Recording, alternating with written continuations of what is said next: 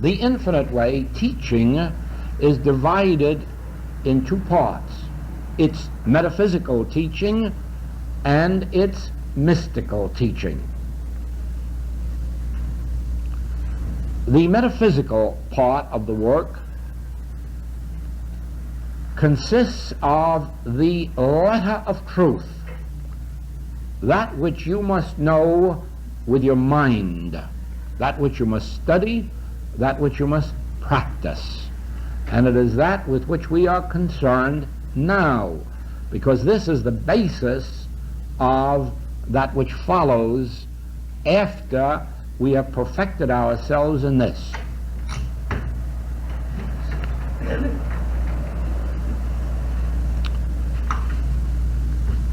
Spiritual healing is not an accidental process, nor an occasional hit or miss.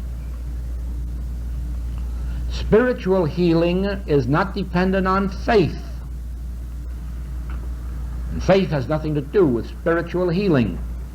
Faith has no place in spiritual healing. Now, I do not mean by that there are not evangelical healers who have no knowledge of the laws of God and who heal by some spiritual contact which they have made with the source, which they do not understand, and which enables them to heal those who have a faith in a blind power, in an unknown power. Those who go to the faith healers, evangelical healers, know only one thing: they want to be healed. And here is an individual who has that spiritual gift. They know not what it is and care less, but a contact with them will bring them healing, and sometimes does. We have no relationship to that type of healing. In this work of spiritual healing, there are certain principles which have revealed themselves to me and which have enabled me to travel this world and watch this fruitage unfold. And as many of you already know, these principles have brought some measure of healing or harmony into your experience. Now, the purpose of your being here is learning those principles so that you may practice them and go and do likewise. It is true that these principles are to be found in my writings, but they are not made as clear as you will have them made here this morning, for the simple reason that you have the background which prepares you for some very radical statements of truth which cannot be written in public writings in quite this form. For instance, I will say to you that God plays no part in spiritual healing.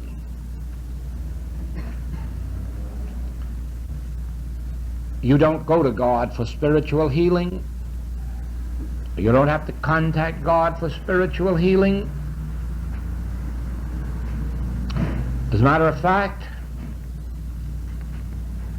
you can quite well leave God out of your thought for the time being, for this reason: God is. God is infinite being. God is spirit. God is spiritual law and spiritual life. And in the entire kingdom of God, there is no discord. God is of too pure eyes to behold iniquity. And if God knew you were ill, or anyone else, God would be a monster. Since if God is infinite, God has the power to maintain and sustain harmony. And if God isn't doing it, God is a monster.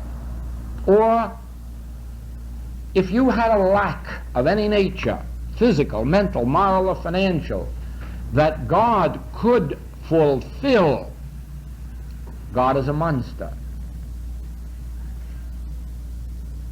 Why is God waiting for you to find just the right practitioner or the right teacher or the right teaching?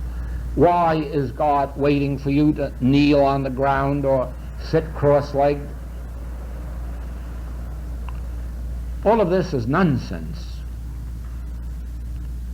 God and the kingdom of God, these constitute perfection. God has no awareness of sin, disease, or death. God has no knowledge of men slaughtering each other, either in war or slavery.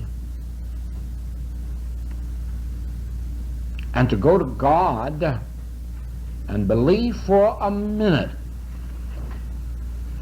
that God is aware of this, and you have found some wonderful man or woman with some kind of an in with God to change this for you, this is a monstrous teaching, and is no part of the infinite way.